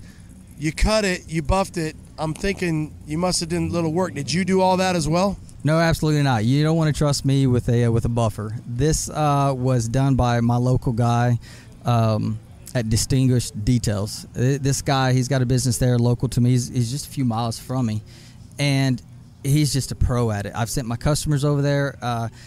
I'd like to think, you attract like people. So I'm picky. I'm an asshole. I've been called worse, but, those are the kind of people I also get along with, shoot me straight. So a lot of my customers are just as picky as I am. So when I trust someone to work on their stuff, it better come out right. And this guy was someone I trusted with my stuff and with some of my customers' high-end cars that make me look, like just, an ant on this big old farm. And so he did a hell of a job, sanded where he needed to, cut, buffed, and then ceramic coated it. So I could make a haul like this. I mean, out of the gate, out of my shop, I caught like a freaking tsunami yesterday with 2 test miles on the freaking burb. I thought I was going to have to drive back home. I was afraid I was going to flood it out or something weird. I kept trucking 35 miles an hour for probably 40 miles. I mean, just barely moving. I took it to the car wash last night when I got here, just rinsed it off. I mean, soaked it, rinsed it. I mean, and it shows. So surrounding myself with people like that can do their job right is, I'm a one-man shop, but I have to depend on other people to do their job the right way too. I think one of the things, you and I have talked a little bit about this, the word on the streets is the trades are declining. It's hard to find good help. Yeah. But I know there's kids out there that want to work hard and want to wrench and build really rad shit just like you do. What advice do you have to the young kid out there, the 18-year-old, the 20, the 25, the 24-year-old that's out there that's trying to figure out what to do? They've got a little tech behind them. They maybe worked at a shop. They're sweeping floors. They're doing whatever they can. How do they get to where they need to be? I think you got to be open-minded. You got to be willing to learn. I'll use myself as an example. I don't have any any sort of certs to say I'm a certain kind of tech guy or I'm a certain certified welder. I went to university. I got a 4-year degree and was going to further my education that way, and I didn't work out that way. But where I learned my skills was from my old man and just being around people like him. When I was younger, I was a sponge. I wanted to see, I wanted to know not only how do you weld, but why are certain settings that way, and that helps me figure things out. I think you got to be open-minded when it comes to that. When I started my business and started doing my work, I was real closed-minded to how I would share my information and how I would gather information, because I always thought someone was judging me. I thought someone was looking at me like, shouldn't he know this? He has a shop. So I was trying to figure out my information on my own. It's the hard way. Sharing information. I never shared information. I mean, I remember telling people, figure it out your damn self. Like I did, you can too. That's a young kid mentality. I'm getting older. I'm realizing that we have younger generations coming up. You got to share that information or it's not going to be around. And that's I was lucky enough to have people like that around me, mainly my dad and some people he knew, some hot rod builders like that. So you got to be open-minded. If you're pushing a broom in a shop, Ask the right questions, to the old timer. Help them out and be open. Learn that way. And when there's information to be shared, don't be a punk and say, no, I know, I got it. I've seen that before. There's so many different ways to do one kind of technique. Just be open-minded about it. The second you close your mind is when people, discard you and move on to the next guy. The bottom line, you guys out there, is, be a sponge, gather it all in, jump on any job possible. You'll earn the respect. And I'll be honest with you, you might have to break through a few weeks of hard knocks where a guy's filling you out and he's just trying to kind of mess with you, get in your head a little bit. But you'll warm them over, especially if you work your ass off. They'll respect you, and they'll start giving you more information than you can handle, and they'll want to see you succeed. And Humberto, I'm telling you, you guys follow him at Vulcan Specialties. The guy is Lubbock, rad builder, rad guy, family guy. Check out Goldie Box. Thanks, Humberto. Thank you, sir. Late. Classic Performance Products, CPP, has a few new products out. Let's start with their new Hydra Stop Street Beast hydraulic assist systems. CPP's Hydra Stop Street Beast is a direct fit, high-performance hydraulic brake assist system that works great when running a performance engine setup and there is not enough vacuum produced to operate a traditional booster. Simply plumb into your power steering system and share the fluid reservoir with your power steering pump to your high-performance brake system. Assembled with all new parts, this unit puts out an amazing 1800 PSI at the wheels. How about their new 14-inch big brake kits? CPP now offers a 6-piston, 14-inch big brake system for your Chevy truck, featuring 2-piece pre-assembled drilled, slotted, and zinc-coated rotors, 6-piston billet aluminum calipers with DOT-compliant dust and weather seals, premium stainless hardware, and braided stainless brake hoses. These brakes work with their modular and Corvette-style spindles. Remember, use C10 Talk at checkout and save 10% off your order. Damn, son, 10%? www.classicperform.com. Hey guys, I've been buying my truck parts from brotherstrucks.com for over 20 years now. These guys just aren't selling parts. They build trucks. They have their own trucks. They attend shows. They're part of our community. I saw Jim Flanders at C10's in the park in Texas and also at Dino's Get Down out here in Arizona. And that's why I continue to buy my parts from Brothers. One thing I remember Jim Flanders saying when I interviewed him for the podcast: when we buy parts, we buy the best parts possible so that you, the consumer, will get the best parts possible. Sure, they have the opportunity to buy a lesser made, lesser quality part, but they know that it's going to you, the C10 Nation. So when you buy your parts from brotherstrucks.com, rest assured you're getting the best part possible. So when you're looking to restore your 1947 through 87 Chevy or GMC truck, go to brotherstrucks.com. That's brotherstrucks.com. Sometimes you find a guy who just wants to be on the pod, and then sometimes you find a guy who does not want to be on the pod. Well, lately we're on a roll here, but Jaywalk68, the man, the myth, the legend, I just explained to him. I begged him. I'm like, listen, brother, you gotta get on the pod, and I think with Mama's help, we're making it happen. But sometimes with the pod, we find these guys through social media, through Instagram. We find really cool trucks, and we know that there's really cool guys and gals behind them, and we want to hear the story. So Jaywalk68, you guys check him out on Instagram. 1976, square body. How'd you find this truck, and what's the story behind it? It popped up on Instagram through a friend of mine, Zach Hightower. He lives about an hour and a half away from me, Dotson, Texas. He bought it from a guy. He came from Kentucky. Took about 2 months for him to get it. In the meantime, he changed plans, wanted to go a different route, so he just put it back up for sale. He posted it. I loved the greens. I had to go look at it. Loved the truck. The truck was straight, awesome, perfect. It was supposed to be an 11,000 mile truck. Maybe it is, maybe it's not. I don't care. Trucks, to me, the colors, I love green. I had to have it. I think you also like ochre and white, because I've watched you cycle through a few of those, and I remember a real nice, like, think it was a 74 short bed. 74 K10. Yeah, that thing was. Now what? Now, so you like those earth tones? I love those earth tones. I'm assuming that what it is. I'm 45, and it's got to be like the era. And to me, I see the earth tones. They suck me in. I even have an earth tone truck in OBS, so I don't know what the hell's wrong with me. I agree. I love earth tones. They're always clean. They're always going to look good. I guess you would say that's flashy. I don't think it is. I like that 74. I regret selling that truck. I wish I had it back. I don't know where it's at. My wife hates the yellow and white. She hated the ochre and white. I'm being honest. Hate's a strong word, but he's getting a little bit of backlash. But Spanish gold, ochre, or baby shit yellow, she don't like it. You don't like it. So those kind of left, when I wheel and deal and sell. So they didn't stick around. But well, you do. You said that another one. You do wheel and deal and you sell. Is that also? Are you in for the chase? I just love the trucks. I don't like selling. I would keep them all if I could. But sometimes life happens and you need some money and you got to do something. The way I look at it, I'd rather invest my money in this truck than put it on something else I can't get my money out of. So to me, that's money in the bank. Gold bars, that's what I tell them. My wife's like, how many goddamn gold bars do you think you need? But we need a lot of gold bars, and like Dino's sticker says, you can never have too many trucks. I do think I'm to that point where I think I might have too many trucks. But let's talk a little bit, the cleanliness of this truck and the green. And I think you're right. I think today's standards, that's kind of crazy flashy. Back in 1976, that was you're a pimp flashy. I mean, whoever goes to the store, or the truck shop, the dealership.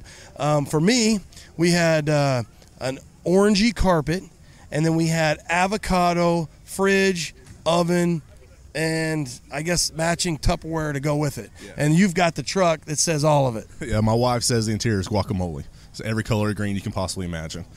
But how'd you find it's so clean? Oh, I've cleaned it, buffed it, polished it. I mean, I've done a lot of elbow grease getting it clean. But luckily, the truck was clean. I mean, the truck's straight. Some dude named Hoop something on Instagram. Yep. He found it. He's the one that found it. He's the one that posted for sale. So he's the one that found the truck. I just bought it from Zach. He sells a lot of stuff. I've actually got him on my radar for a pod because he finds. I'm like, dude, do you really own or find all those trucks? And you get that same driveway shot, I should say, with the trees in the back. And dude, it's gonna be like a little kid picture where we're like, shit, that tree grew 6 inches since the last time he posted a truck, because he always posts them in the same spot, and he has a lot of trucks. And he never posts the price. He doesn't. Would you? Yeah, I put a price on everything I sell. You put a price on it. Yeah. He definitely likes to keep it. Maybe he likes the interaction. It's probably one of the cleanest 76s you're going to see. It's definitely one of the cleanest guacamole, Grinch, U.S. Mint, Treasury, Color of Money. What did we come up with? Now, and I'm not holding you to this, but we came up with a few names last night. You had a name and it was good. It was just you was on the roll and. I can't remember. I think I was saying it's a Color of Money, and then I said U.S. Treasury, U.S. Mint, and then I said Treasury because of the Color of Money, and then his wife, she's really not hard to look at. I said, well, it's solid gold with her in there, and you guys could call it Treasure or Treasury or something like that. So you pick through it. Bottom line is, you've got holy moly guacamole, you've got more shit. Hey, let's talk about this. You and I have the same wheels on our trucks, are both 1976. I just want to let you know mine's a little bigger than yours. Yours, it's. I'm compensating. You're compensating for something. Yeah. So you went with the U.S. mags, Indy Hauler, 15's. 15's. I'm just a 15-inch guy. Yeah, I'm just old school. I like that. He's a big boy. Now he's blushing. Yeah. Just lowered, 4 inches in the front, about 8 in the back. BFG tires. Did drivetrain swap, LS, turbo 350, just old school. Their 373 locker, I busted my ass every weekend for the last 3 months just to get here to C10's in the park. Well, I'm glad you did, because it, the fruits of your labor, I'm sure people are loving it. It's old school rad, and one thing that we're lucky in this truck world that we live in, and you are going to reap the benefits of this. Is cool will always be cool. And what you've done with this is you've made it a timeless style, because that stance, that wheel, that color, everything about that. And even if it becomes uncool, it's so uncool that it becomes cool again. That's how cool it is. Bear with me on that one. What lowering did you use? What suspension kit? How do you pronounce it? McGoy's. McGoy's. Yeah, McGoy's. Very common, square body, rear flip with the front. You know, you see it all the time. Switch sells it. AZ Pro sells it. It's the one. It's kind of a, square body has it. They do a lot of the trucks with it. It's simple. It's clean, just like the truck. What's next? So maybe more ochre and white. You're always turning and burning. I want another K10. I want another short bed 4-wheel drive. That's what I like to have. I've got an 83 2-wheel drive Silverado that's 6.2 diesel. I bought it a month or so ago. I want to do my thing to it, be a new daily driver, probably do a motor swap on it, get rid of the diesel. That's what I want to do a daily. Right now I daily my 68 long bed, LS, fuel injected, all that. I'm getting tired of that truck. I've had it 7 years. It's time for it to either go or let my lovely wife here drive it. So I need something new to drive every day, but four-wheel drive, I want another one of those. Never been a four-wheel drive guy, but after owning a couple, I miss them. If you could, right? So probably not Spanish gold and white, but what would you pick? If you could, right now, if I said, listen, you could pick any color, any square setup, give me the year and give me the color. 87, white exterior, red interior, short wide K10. Clean. Just clean wheels, BFG mud-terrains. I don't need anything else than that. So that's not what I thought you'd say. I was thinking you're going to go square, 7380, and then more earth tones, but you're going classic, clean, kind of a crisp and clean, no caffeine with that red interior. It's another timeless truck. Right. And I've got a few round eyes. I don't have very many. The 80s model later, so I'd like to have a couple more of those. Well, those are intoxicating as well, because you get in it and you get a little bit more of those creature comforts, some power this, power that, and you're a big guy, so getting up in there is not too bad, a little 33 action. I don't know, is that something where you're like a 31, 33, 35? It's no smaller than a 32, 33, be right there. To me, that's perfect. You have a great style. For you guys out there listening, I'm telling you, we're lucky. And the quality of trucks out here in Texas and the quality of the builders that are putting them together, they have good style. We have everything, though. We have Big Lip. We have OG Classic. Jaywalk 68, check them out. Justin, thanks, brother. Yeah, man. Have a good one. Well, hell, I had to chase him down. He was rolling out, and I saw this truck, and I said, you know it. Damn, son. Ron, you're out of Austin. You've got a beautiful 72 K10 long bed. Boy, oh boy, just a beautiful truck.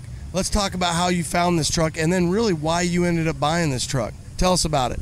Well, I found it up here in the northern part of Texas. I was actually looking for a half-ton short box, and the owner also had this one for sale, which I didn't know at the time, and I didn't really care for the other short box, and so I saw this one. It was the color that I had as my first vehicle.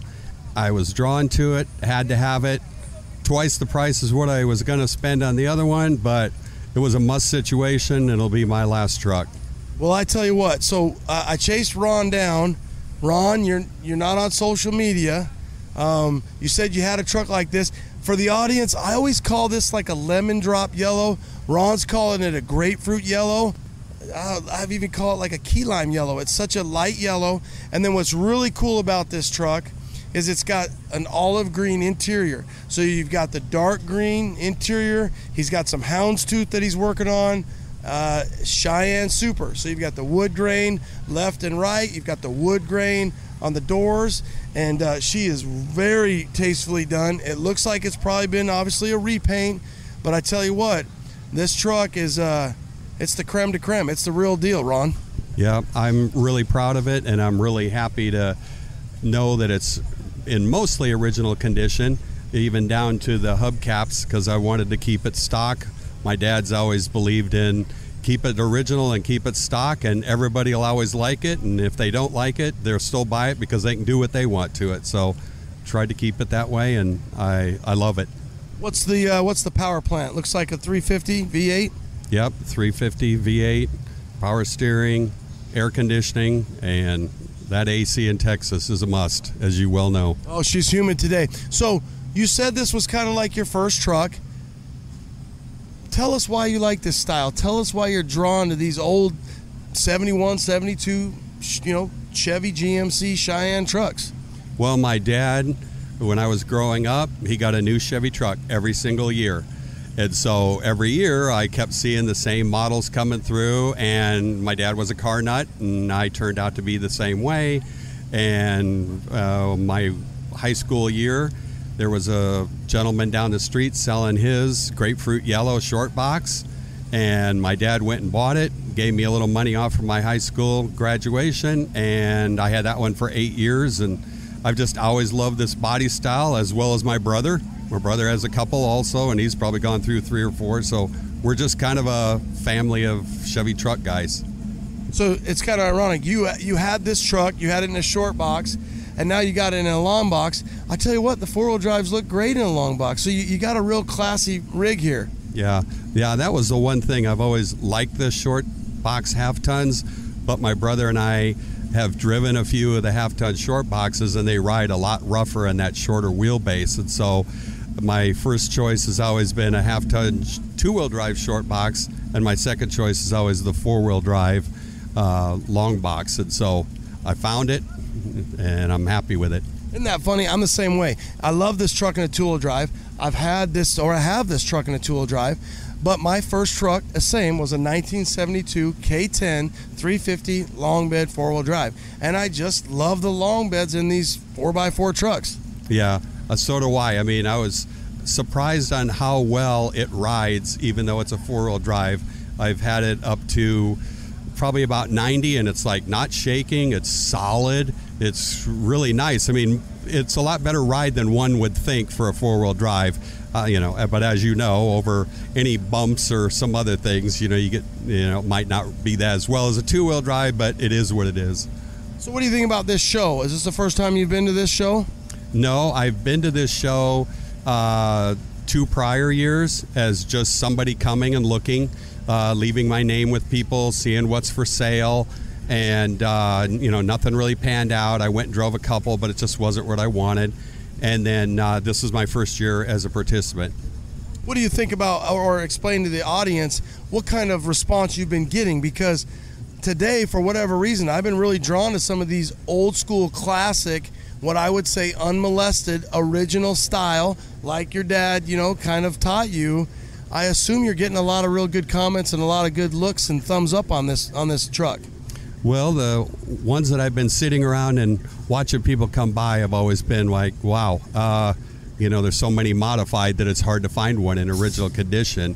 And then just as you've observed, I walked around and there's so many that everybody does a lot of customization to. I find myself more in the minority, but that's okay because I like mine the way, more factory original. I do too, and I appreciate your time. I appreciate you stopping, and I pretty much ran him down and knocked on his window and said, hey, give me a couple minutes and we're going to talk about your truck. Did we decide on a name that you said you had for it? Well, my first one was Old Yeller, and so I'm going to just keep sticking with it because it was lucky then, and I'm just going to go with it now. Does your wife go with you? Do you have kids that go with you, family that like to ride in, Dad's old truck, Ron's truck? Well, yeah, my wife rides in it a lot because we've been married over 40 years. So, that truck was the truck that we dated in. So she's used to it. We drive in it. She's like, oh, this is like old times. The kids, they like riding in it, which are older kids. But when they try to drive it, they're like, wait, this is way too big compared to what, today's cars are and stuff. So not so much with them. Cool story. He let one get away. We all do. It gets away, and maybe when it gets away, you don't realize that it got away. But you know what? There's enough of them out there. If you bide your time and you wait patiently, you'll find another one, and you'll be really happy. Ron, thanks for taking the time to stop. I love your truck, brother. Thank you very much. Take care. You too. it's almost not even fair. If you got an orange and white 67, 72, hell, there's one right there, Brad. Things are, I mean, is it played out? For me, not really, because it's kind of my kryptonite. I love the orange. I love the white. I love the flow. I love the body lines. It's funky fresh. Brad, 1970 C10 custom. Now, what's your Instagram? B. Wellman 2000. Okay. So what's the 2000 stand for? Honestly, that's just my email from back in the day. I graduated in 98 and email became popular in 2000. Okay. Mr. Brad Wellman, he's got this 1970 beautiful orange and white, and I'll be honest with you, you're gonna have to go to Brad Wellman 2000 or B Wellman 2000 to look at it because my phone is dead. Now, you've been picked to go downtown. You do know that, right? I do. Oh, you got to roll. Then let me get you going here. Okay, orange and white. You got the American Racing. Why'd you go with this truck and this color and this combo? And what are you thinking, man? Dude, I'll be honest with you. Orange is my favorite color, and I'm a two-tone type of guy. So when I saw it, I had to have it. So you're a good man. I tell you one thing, you can't go wrong here. Sometimes a classic is just classic. A classic is cool. I see you, Alex. So this is something you don't see that often anymore. We don't see a bed that's all the way stock. Look at that. It's like the deep end of a diving pool nowadays. That's it. What are you thinking? Do you want to go lower? Are you happy with the way it is and the way the stance is? And you come out here and you look at all these drop trucks with big hoops, and you've got this classic. Yes, actually, I would like to put some air ride on it. I think I've got like a 4.6 drop on it right now, but you're right. When I park next to all these other ones that are slammed, it kind of gives you the itch. So, and this isn't my first truck build. I'm a mini trucker through and through. I had a old school Nissan Frontier back in the day that was on air ride, so this will see air soon. You know, I dig that, man. I dig that, that you're a mini guy, and I think we have a lot of lineage between minis, S10's, which is mini, and then Volkswagens. And I think it's so cool how, people grow up and then you can't fit in those damn trucks anymore. And you can't fit in those Volkswagens, and you C10'd up. Now, do you listen to our friends over there, Our Lifestyle, the podcast? Do you ever listen to that? That's a mini truck and kind of, they still all my guests, but they definitely got some mini truck vibe going. Do you ever listen to those guys? I have not, but I'll check them out. All right, shameless plug for Jason and ODB and the mayor, Mike the mayor. They got a cool pod. They're out of Florida, and they got a little mini trucking vibe. That's kind of their thing, but they hit up the C10 fellas every now and then, or the OBS, which is cool. You've got a really cool truck here. You got AC. You got it all together, big back window for 70, so that's normal. You're going to put air on it. What if you put air on it? What stance, what frame, what chassis, what wheels? What are you going to change up? When you go to that next level, you've got a truck right now that most people would die to have. You've got it here. You're representing. You're at the show. What's your thought? Where do you go next when you're going to make that move? Walk us through your thought process on the chassis, the wheels, and the air management. So, honestly, to be first step, I'll probably just do the typical air ride. No cutting. It's not going to lay out completely, but it'll lay on the rubber. And then I guess if I'm not happy with that, then I'd probably look at going with a different setup up front, like a GSI or I know there's tons of them out there, but I'm not all about this being on the ground like hammered. I mean, I kind of like the originality of it, but I don't know. Well, putting it, like you said, putting it on air let you set up here a little lower, yep, and then bring it right back up and run off. So you could set it to a 4.6 at number 2 and nobody would know any different. And you can get to a show and put it at number 1, or put the arrow all the way down and dump it and take you as low as you'd go. Now, depending on inner fender setups up front, you don't have any inner fenders in front, which I'm sure you do, but if you don't and you want to go air and you hit number 1, she'll go low. And if you hit dump, she'll go really low. Yeah. So that gets you a little love here at the show, but when you're rolling down the street, you can put it up to number 2 when you're rolling in your 7.0. Absolutely. No, I agree. But it is nice. I literally turn key and this bad boy's ready to rock and roll. I don't have to worry about compressor or any type of air management malfunctions. Sounds like most of us, a little conflicted, doesn't know which way to do. You come out here and you're like, shit, I want to be lower. Look at all these things. And then you take it home and you put it in the garage and you clean her up and you're like, that's pretty nice. I don't have to mess with nothing. So the struggle is real, people. The struggle is real. You can check this truck out. I'm sure he's got some on his Instagram. Like I said, my phone's dead, so you're not going to get any walk around or anything like that. B. Wellman 2000. Brad, thanks for your time, brother. Appreciate it, man. Thank you. Late. I am wrapping it up. Closure, El Finite. Usually I'll hit up one of the organizers, and I'm going to hit up Harley.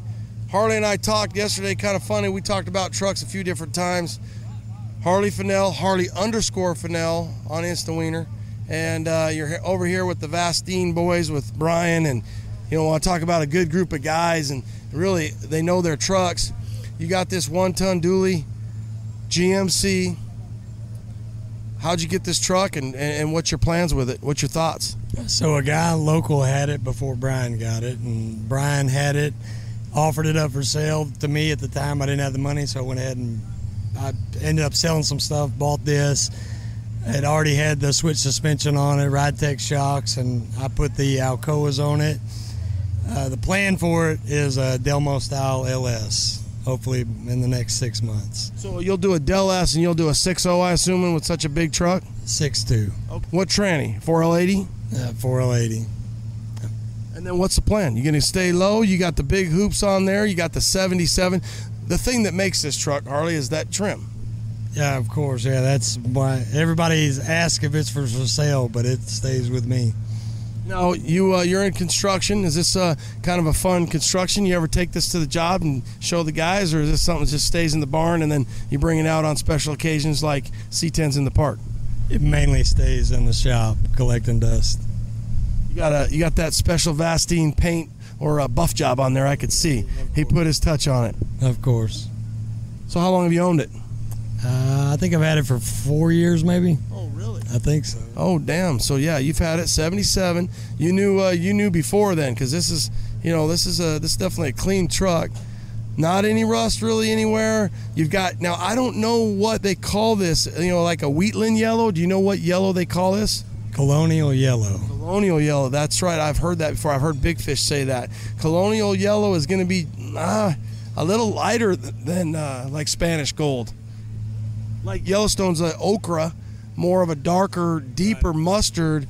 This is more of there's a little mayo mixed in this mustard. It's a little lighter, the Colonial. And then what's really cool is with that same style of Spanish gold or ochre in the trim, it really blends well and it pops with that yellow. Let's go ahead and look inside real quick, kind of take a look at this interior. You got to love a 77 because you've got, beautiful seats. Now you've got some carpet down low. You've got wood grain throughout. Beautiful interior, beautiful. What's the plan on the interior? You like that OG style? Yeah, I'm gonna leave it alone. We got a retro sound, retrofit radio to put in it, and it'll be done at Dakota Digital gauges, and it'll be done. Yeah, that's perfect. On a 77 like this, you get that, they have that RTX series. That thing's killer. Take a look at Orange Slice. You got the cab lights, the running lights, the trim's in phenomenal shape. The fenders, which on a lot of times on these trucks are tough. You got the whole package here, brother. You have a name for this truck? Big Bird. Big Bird. That's a perfect name for this thing. It looks like Big Bird coming down the road, and I bet she's. Now, do you have any kind of exhaust on this yet? Nothing right now, not till we do the LS. Okay, so you're going to LS it, Del S it, 6.2, 4L80. What kind of exhaust would you do? What are you thinking, or when you think about that sound, what are you looking for? Probably some Dynamax mufflers. Give it that little rumble there. Okay. Yeah, that'll be good. That'll be good. Yeah, we're all in the same boat. White, Colonial yellow and white, so you got the white top, white in the center.